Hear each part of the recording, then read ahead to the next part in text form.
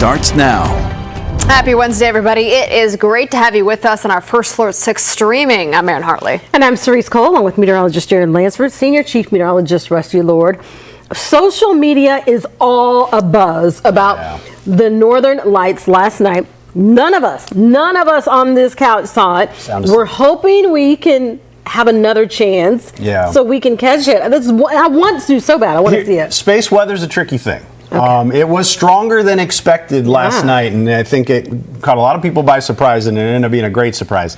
It's not forecast to be as strong tonight, so that's kind of the bad news. You got a chance for viewing north of I-80, but again, pay attention after sunset. You might get lucky again tonight, and you could get a viewing of this. And again, the farther north you are, the farther you get away from city lights, you got a shot at it. The problem is there's going to be a few more high clouds. Last night was crystal clear.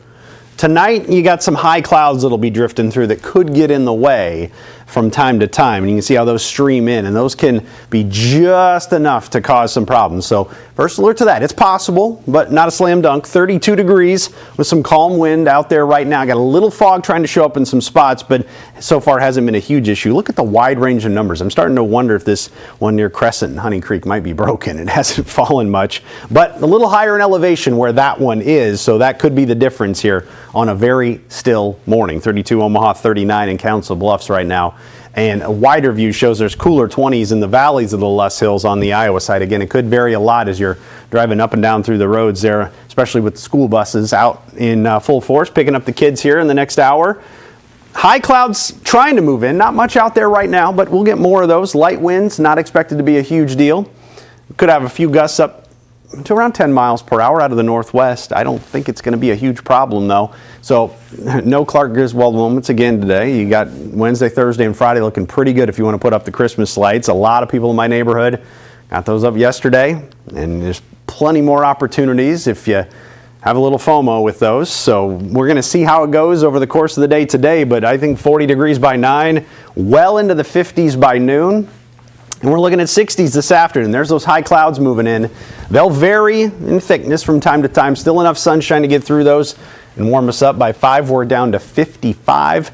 And then by 7, we're down close to 50. Overnight tonight, again, there's the high clouds moving through, but you can see there's random breaks. So you may get a viewing if there are some northern lights again. And then overnight, we kind of settle back. Some upper 30s, some lower 40s, again, entirely hinging upon just how thick the clouds are in your area. I think most of us settle down close to 40 degrees for a low. Then 68 on Thursday and 74 on Friday. So we are going to be warmer Thursday and Friday than what we had yesterday. And staying warm into the weekend, too, it looks like. It's looking like a great one. We've been watching for record potential, and I think Friday's got a shot at it. And there were 2 days we were watching, Friday and Saturday. This is what it looks like on Friday. 74 for the high, 76 is the record way back in 1964. So that one's getting a little closer. Saturday, unfortunately, trending the other way because of a front moving in. So we'll warm up ahead of the front on Friday and behind the front on Saturday. And that's why we're watching both these days, because one or both could have been close to records depending on how that front is moving through. Plus, pretty darn dry over this stretch as well. And you look over the last month, last 30 days, we're in this red shading here over much of the area. We've had 5 to 25%, so less than a quarter of the normal precipitation we usually have over the last month. Yeah, we've had a couple of soggy days, but it hasn't added up to much, so could use a little rain. We don't have any of that over the next 5 days. There's chances Monday to watch for, and then another system middle of next week we'll be paying attention to. So 2 there to watch. We'll see what they can turn into. Right now it doesn't look like any widespread snow, just some chilly rain, but you know, this time of year you got to pay attention for that, especially if any of that rain tries to go through during the overnight hours. Could be a little tricky, but in the meantime, I don't know why I talked about that. We got 60s and 70s. You're just always giving us a heads up, which we do appreciate. Yeah, that's what but we also love these 60s.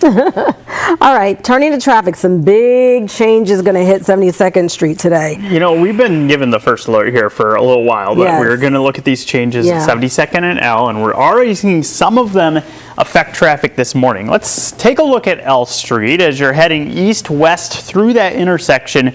we've got head-to-head traffic now in place, and it's not on the bridge, it's on the ramps, because remember, that bridge is going to be getting demolished. So they're doing some prep work for that. And as far as what you have this morning, it's an empty bridge that you have here. We'll see if we can kind of wait out the stoplights here, but you're going to see your east-west traffic going through here on this entrance and exit ramp. By the way, while we have traffic going northbound and southbound, there are some restrictions here in the approach to that bridge on 72nd northbound. That's also causing delays. So we're looking at a lot of factors that are at play. I also want to remind you, while we're waiting for the stoplight to change here, we are going to be seeing 72nd close fully in this area. That starts tomorrow night, scheduled at 7 p.m. for Thursday evening.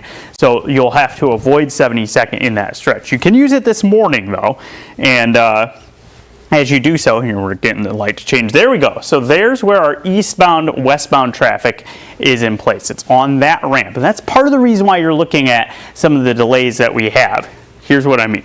You got those traffic slow through that stretch.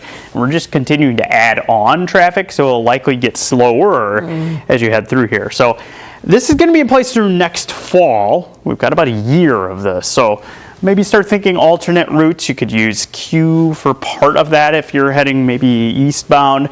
You can also use I-80. I-80 is probably going to be your best option here for a little while to avoid what you have going on there on L.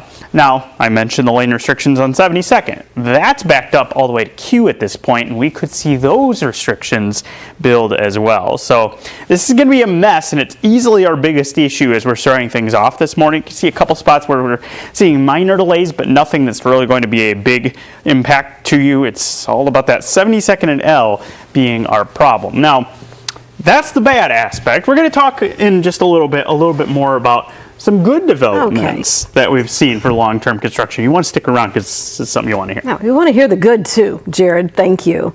We do want to get to some breaking news from overnight. Omaha police say a shooting from last night is now being investigated as a homicide. It happened around 8:20 near 57th and Hamilton.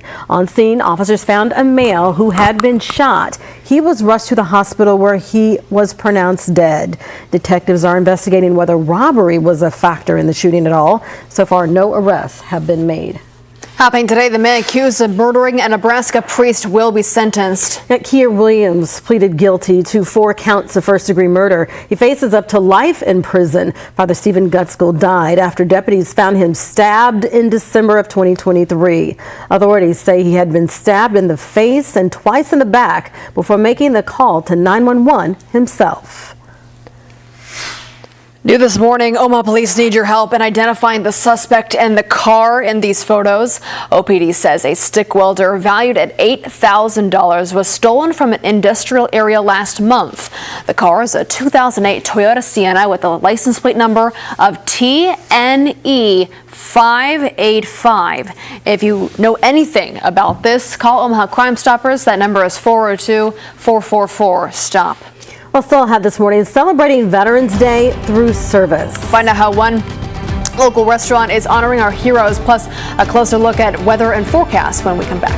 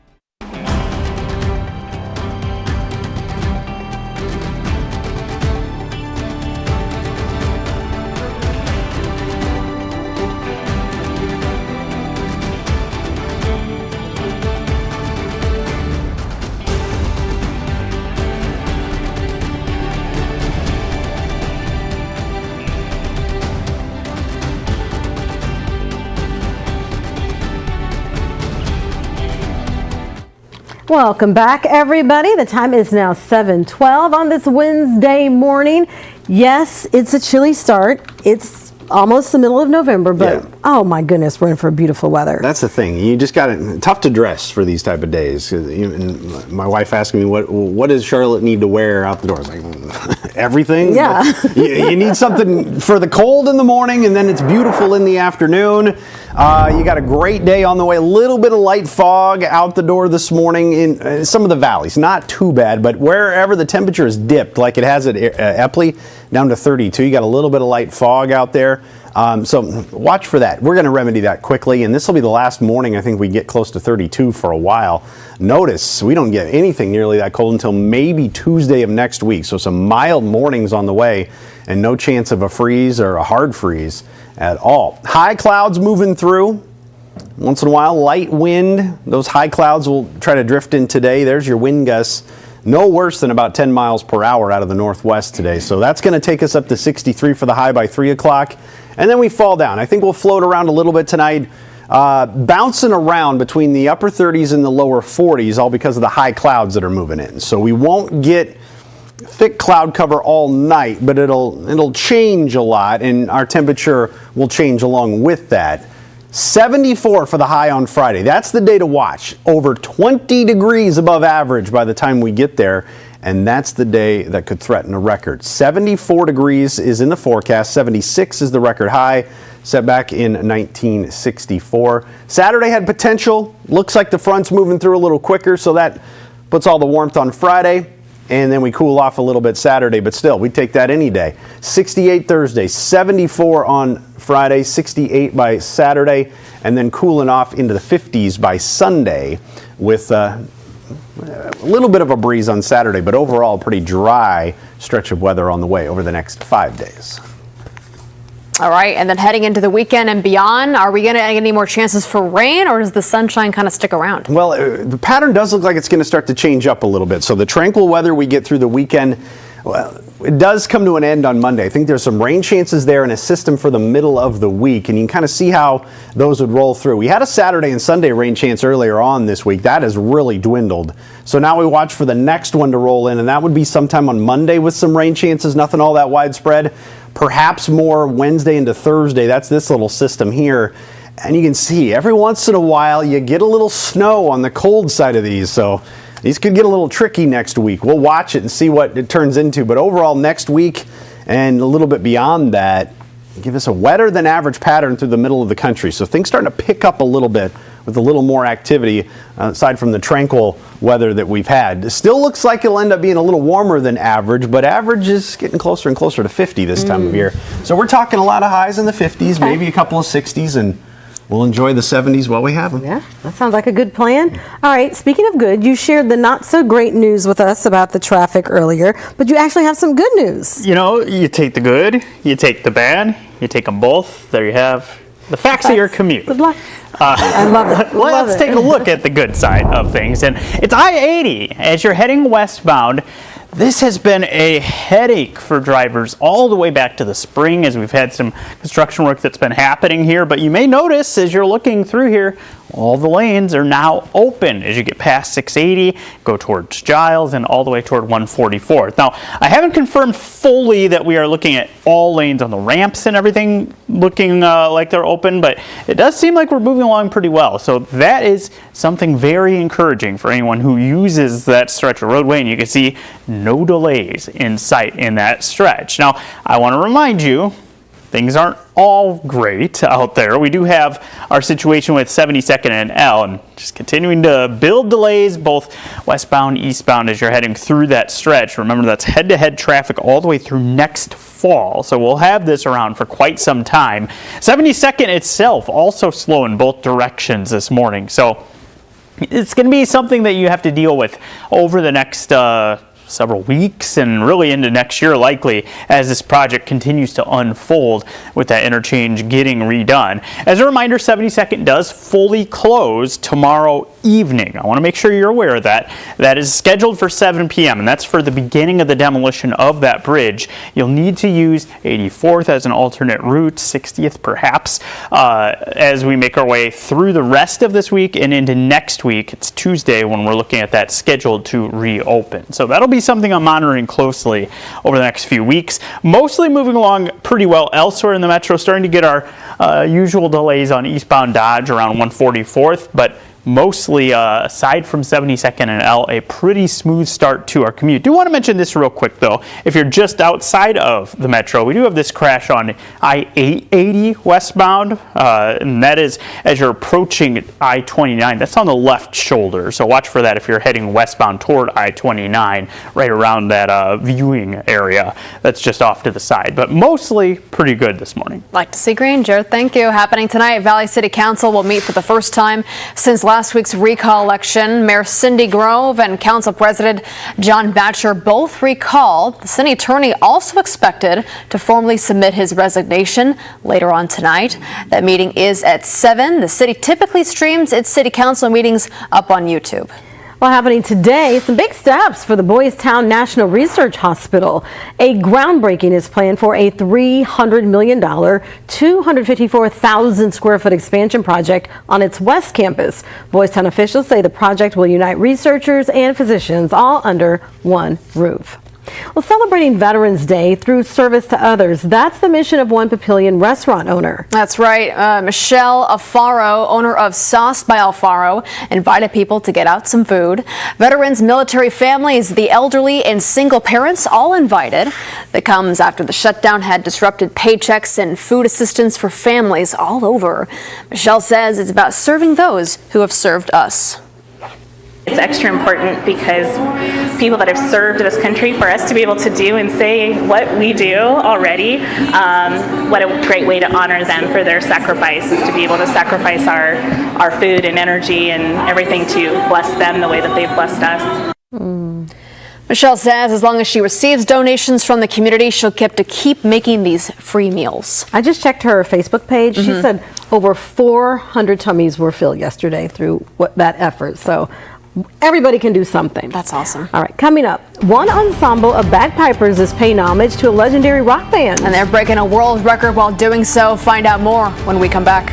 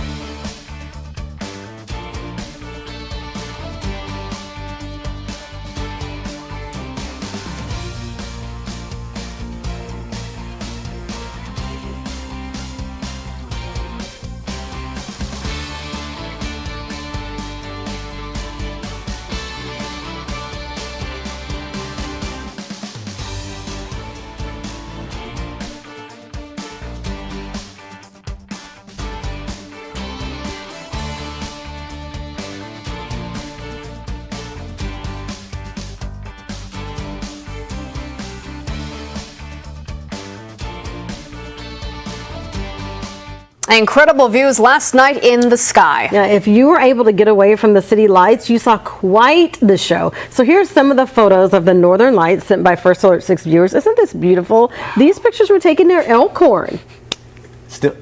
Yeah, and more incredible pictures. What were you going to say, Russ? Oh, I'm still getting viewer photos sent in on social media too. Even like some from my neighborhood. This is Tina Spiegel here from Underwood. But some of these were visible with the naked eye last night.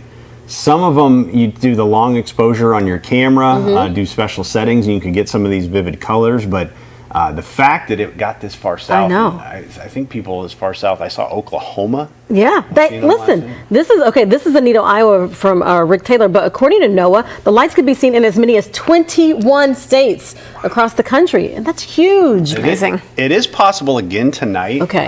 But here's the deal. Yesterday, space weather's tricky. Yesterday wasn't expected to be that strong. We got it right after sunset. It worked out perfect for everybody. The forecast is to be weaker tonight. But there's also some high clouds in place. So it might not be the perfect viewing, but it is still possible tonight. So if you're free, go give it a shot. I really want to see. That was something else. Yeah. All right. Well, a group of bagpipers in Australia are now world record holders. Yeah, the song they played to receive the title, AC/DC's rock and roll classic, It's a Long Way to the Top.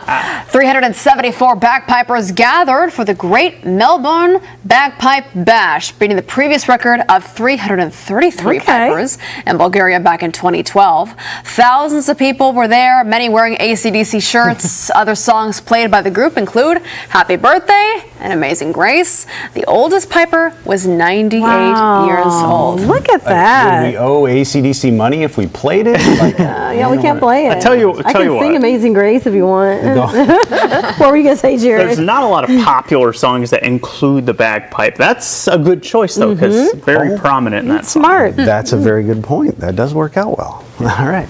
All right, everybody. Thank you so much for joining us this morning. We're going to get ready for our update of the Today Show. Of course, you can watch it here on streaming or over our air. Have a great start to your Wednesday.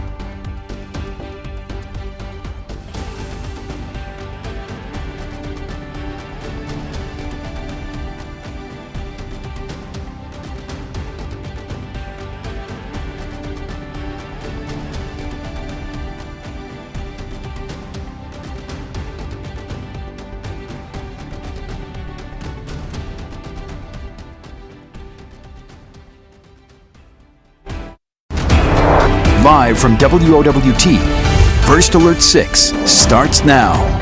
Good Wednesday morning, everybody. It is 7:26. I'm Cerise Cole. And I'm in Hartley. Let's get a heads up on traffic with Jared. And it heads up indeed for L Street users. We've got head-to-head traffic now in place at the bridge at 72nd. That bridge not getting used. So you can see the traffic right now is going on the exit and entrance ramps. And that's going to be the setup that we have in place all the way into next fall. You're looking at quite the delays in this stretch as you go through there. Also 72nd northbound quite slow all the way back to Q Street. So be ready for this being an area where we have impacts for quite some time. Aside from that, a little slow on Dodge eastbound. We do have all lanes of I-80 westbound open. That moving pretty well, Rusty. I saw a little sign of some fog early this morning in some of the valleys. You might see a little hint of it left over there on the left side of your camera down by the airport. But overall, not a big deal. You can see all the blue sky above, 32 degrees, and we're going to start to climb here during the 8 o'clock hour with some of our numbers. And so visibility normal all the way around. A little bit of fog around Clarinda, the last little bit of it to watch, so not a huge issue. Low 30s out there, though. The morning's got a little chill to it as you step out. Low to mid 30s, but the afternoon has a lot of promise. 63 by 3 o'clock, and then down to 52 by 6. So again, northern lights are possible again tonight. You just have some high clouds back in play, and it's not forecast to be quite as strong as last night, by the numbers anyway, but might be worth it. 68 degrees on Thursday, near record 74 on Friday. Aaron? Breaking news from overnight. Police say a shooting from last night being investigated as a homicide. This happened around 8:20 near 57th and Hamilton. At the scene, officers did find a male had been shot. He was taken to the hospital where he was pronounced dead. Detectives are investigating whether a robbery was a factor in the shooting. So far, no arrests have been made. It is 7:28, and we're back with another update for you in about 25 minutes. We'll see you then.